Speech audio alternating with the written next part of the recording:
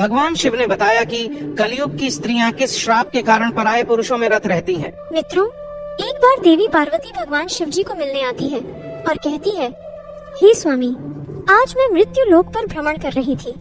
तब मैंने देखा कि कई स्त्रियां अपने पति को धोखे में रखकर पराये पुरुषों में रत रहती है।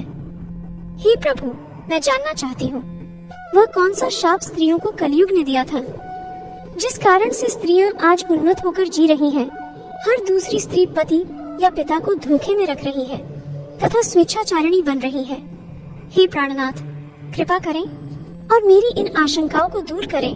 तब मित्रों, भगवान शिव कहते हैं, हे देवी पार्वती, आज आपने जो कलयुग की स्त्री के विषय में प्रश्न किए हैं वह एक अटल सत्य है। यह कलयुग के कली पुरुष का शाप है, जिसकी कथा मैं आपको आज सुनाता हूँ। हे देवी, जो भी मनुष्य इस कथा को पूरा ध्यान से सुनता है वह अपने जीवन साथी को कभी धोखा नहीं देता है तथा उन्हें मन चाहे जीवन साथी की संगत प्राप्ति होती है और समय के साथ साथ उनके प्रेम में वृद्धि होती है।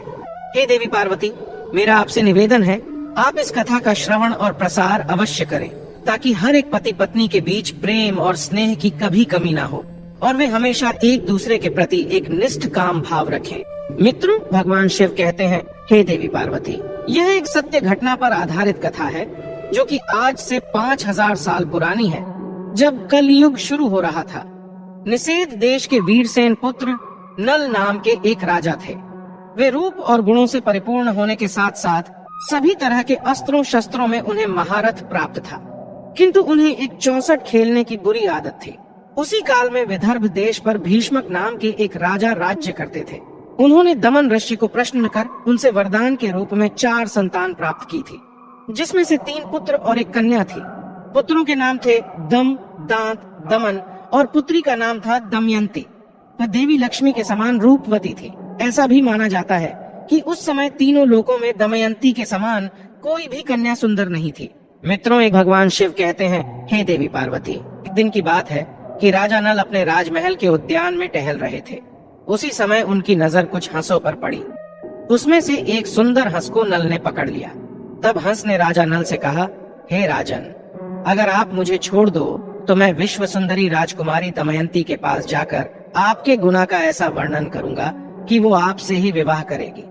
राजा नल ने भी दमयंती के रूप की चर्चा पहले ही अपने दरबारियों के मुख से सुन चुके थे और मन ही मन दमयंती को पाने की चाहत भी रखते थे। वह उसे विवाह करना चाहते थे। मित्रों, भगवान शिव कहते हैं, हे देवी पार्वती, हंस की बातें सुनकर राजा नल ने उसको छोड़ दिया। इसके बाद वे सभी हंस उड़कर राजकुमारी दमयंती उद्यान में चले आए। वहीं दूसरी तरफ दमयंती हंसों को अपने महल के उद्यान में देखकर बहुत खुश हुए। वो भी हंसों को पकड़ने के लिए दौड़ने लगी। उसने जिस हंस को पकड़ा तभी वो हंस बोल उठा, हे रानी दमयंती, निषेध देश का एक नल नाम का राजा है। वह राजा बहुत ही सुंदर है। मनुष्यों में उसके समान सुंदर और कोई भी नहीं। वह मानो साक्षात कामदेव का ही स्वरूप हो। यदि तुम उनसे विवाह कर लो तो तुम्हारा जन्म और रूप दोनों ही सफल हो जाएगा। जैसे तुम स्त्रियों में सबसे रूपवती हो, वैसे ही राजा नल पुरुषों में सबसे सुंदर है। तुम दोनों की जोड़ी उत्तम रहेगी।